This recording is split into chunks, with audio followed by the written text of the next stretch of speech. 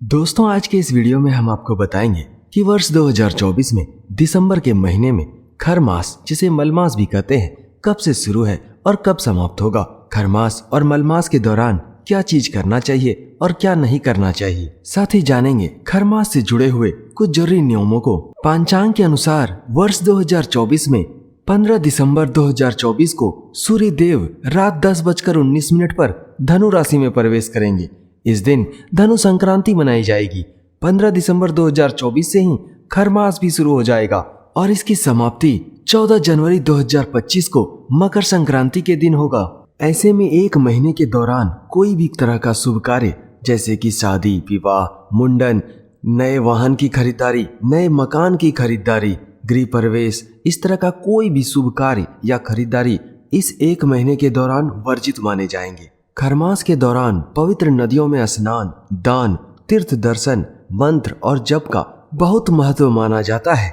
इस दौरान पवित्र नदियों में स्नान करने से कई गुना अधिक पुण्य की प्राप्ति होती है। खरमास के दौरान किया गया दान भी कई गुना अधिक पुण्य देता है।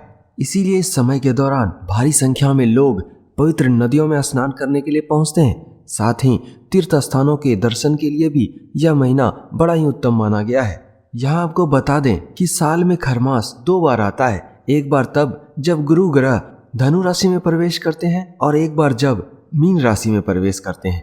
तो इस तरह से साल में 2 बार खरमास आता है।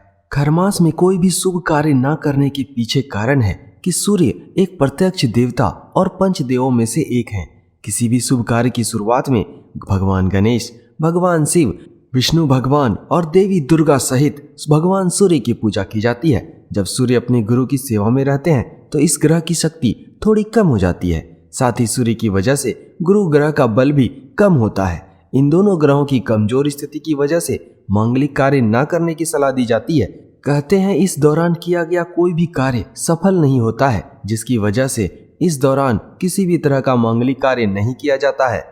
इसके पीछे एक पौराणिक कथा है जिसके अनुसार भगवान सूर्य 7 घोड़ों के रथ पर सवार होकर लगातार ब्रह्मांड की परिक्रमा करते हैं।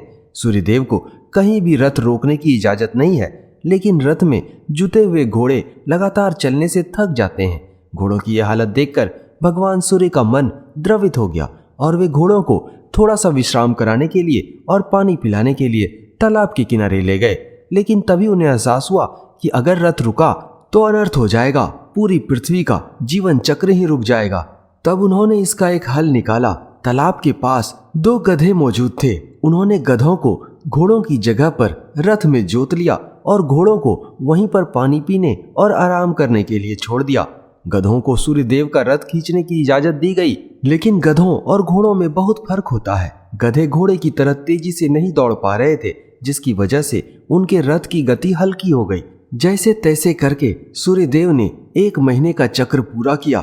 1 महीने के बाद घोड़े भी विश्राम कर चुके, जिसके बाद भगवान सूर्य ने घोड़ों को अपने रथ में फिर से जोड़ लिया और फिर से उनका रथ अपनी गति में लौट आया। इस तरह हर साल यह क्रम चलता रहता है।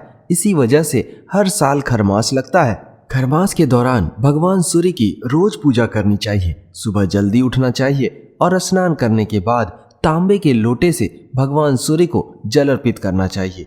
जल में कुमकुम, फूल और चावल भी डालना चाहिए। भगवान सूर्य को जल अर्पित करते समय उनके बीज मंत्र ओम घृणी सूर्याय नमः का जाप जरूर करें। दोस्तों, खरमास के दौरान कोई भी मांगलिक कार्य जैसे सगाई, विवाह या मुंडन इत्यादि नहीं किए जाते हैं। यदि आपको ये करना बहुत जरूरी है तो इन शुभ कार्यों की शुरुआत आप खरमास से पहले कर सकते हैं, नहीं तो आपको 30 दिनों तक इंतजार करना पड़ेगा। साथ ही खरमास में कोई भी शुभ मुहूर्त नहीं होता। यदि आपको कोई विशेष पूजा करवानी है तो उसे भी 15 दिसंबर से पहले ही करवा लें। खरमास में कोई भी नया कारोबार शुरू करना भी शुभ नहीं माना जाता है। मान्यता है कि खरमास में शुरू किया गया कोई भी व्यापार सफल नहीं होता है। इसीलिए यदि आप कोई नया कारोबार शुरू करना चाहते हैं तो फिर आप खरमास के पहले ही इसको शुरू कर दें, अन्यथा खरमास समाप्त होने के बाद ही नया बिजनेस शुरू करें। खरमास के दौरान नया घर या नया वाहन खरीदना भी बेहद अशुभ माना जाता है। कहते हैं इस तरह के वाहन में हमेशा दुर्घटना होने की संभावना बनी रहती है। इसीलिए खरमास के दौरान कोई भी वाहन ना खरीदें, ना ही किसी प्रकार का गृह प्रवेश या नया घर खरीदें। जो भी करना हो वो 15 दिसंबर के पहले कर लें या फिर खरमास समाप्त होने के बाद ही इन चीजों की खरीदारी करें।